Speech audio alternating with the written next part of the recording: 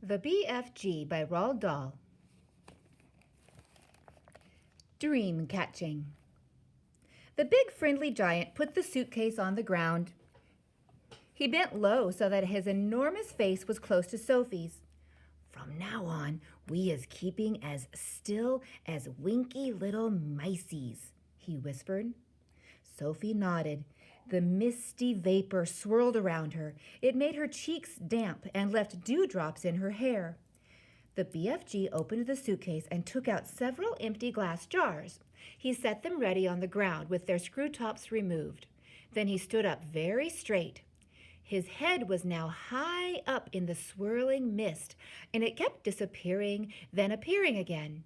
He was holding the long net in his right hand. Sophie, staring upwards, saw through the mist that his colossal ears were beginning to swivel out from his head. So colossal means huge, and they began to move in and out from his head. They began waving gently to and fro. Suddenly, the BFG pounced. He leaped high in the air and swung the net through the mist with a great swishing sweep of his arm. "Got him!" he cried. "A jar! Quick, quick, quick!" Sophie picked up a jar and held it up to him. He grabbed hold of it. He lowered the net. Very carefully, he tipped something absolutely invisible from the net into the jar.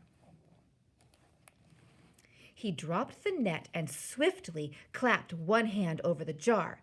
"The top," he whispered. "The jar top, quick!" Sophie picked up the screw top and handed it to him. He screwed it on tight, and the jar was closed. The BFG was very excited. He held the jar close to one ear and listened intently. "It's a wink squiffler," he whispered with a thrill in his voice. It's even better. It's a fizz wizard. It's a golden fizz wizard." Sophie stared at him. Oh my," he said, holding the jar in front of him. "This will be giving some little toddler a very happy night when I is blowing it in." "Is it really a good one?" Sophie asked. "A good one?" he cried. "It's a golden fizz wizard. It is not often I is getting one of these." He handed the jar to Sophie and said, "Please be still as a starfish now. I is thinking there may be a whole swarm of fizz wizards up here today. And do kindly stop breathing. You is terribly noisy down there." "I haven't moved a muscle," Sophie said. "Then don't," the BFG answered sharply. Once again, he stood up tall in the mist, holding his net at the ready. Then came the long silence, the waiting, the listening, and at last, with surprising suddenness, came the leap and the swish of the net. "Another jar," he cried. "Quick, quick, quick!" When the second dream was safely in the jar and the top was screwed down, the BFG held it to his ear. "Oh, no," he cried. "Oh, mince my maggots! Oh, swipe my swoggles!" "What's the matter?" Sophie asked. "It's a troggle-humper," he shouted. His voice was filled with fury and anguish. "Oh, save our solos!" he cried. "Deliver us from weasels! The devil is dancing on my dibbler!" "What are you talking about?" Sophie said. The BFG was getting more distressed every moment. "Oh, bash my eye bones!" he cried, waving the jar in the air. "I come all this way to get lovely golden dreams, and what is I catching?" "What are you catching?" Sophie said. "I is catching a frightsome troggle-humper," he cried.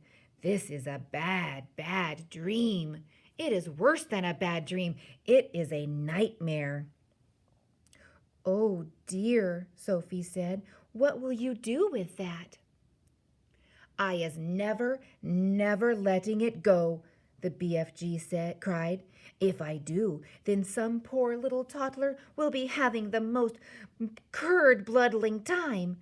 This one is a real kicksy bog thumper. I is exploding it as soon as I get home." "Nightmares are horrible," Sophie said. "I had one once and I woke up sweating all over." "With this one, you would be waking up screaming all over," the BFG said. "This one would make your teeth stand on end. If this one got into you, your blood would be freezing to icicles and your skin would go creeping across the floor." "Is it as bad as that?"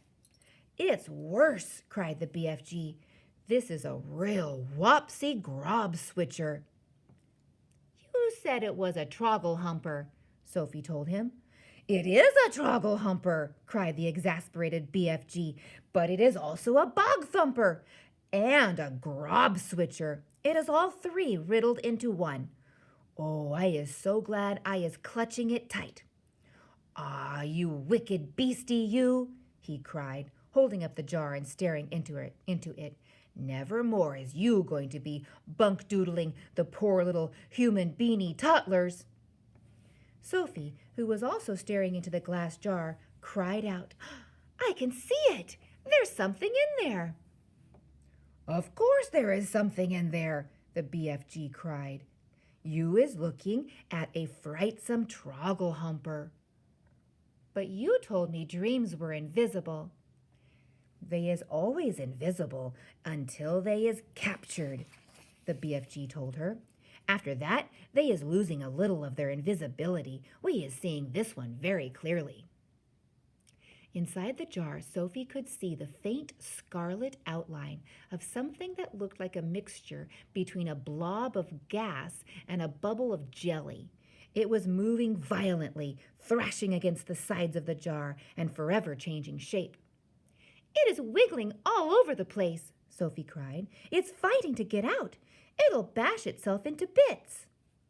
"The nastier the dream, the angrier it is getting when it is in prison," the BFG said. "It is the same with wild animals. If an animal is very fierce and you is putting it in a cage, it will make a tremendous rumpeldumpus. If it is a nice animal, like a cockatoodle or a fogglethump, it will sit quietly. Dreams is exactly the same. This one is a nasty, fierce, bog-rotting nightmare. Just look at him splashing himself against the glass." "It's quite frightening," Sophie cried. "I would be hating to get this one inside me on a darksome night," the BFG said. "So would I," Sophie said. The BFG started putting the bottles back into the suitcase. "Is that all?" Sophie asked. "Are we going?" "I is so upset by this troggle-humping, bog-thumping grob-switcher," the BFG said, "that I is not wishing to go on." Dream-catching is finished for today. Soon Sophie was back in the vest pocket, and the BFG was racing home as fast as he could.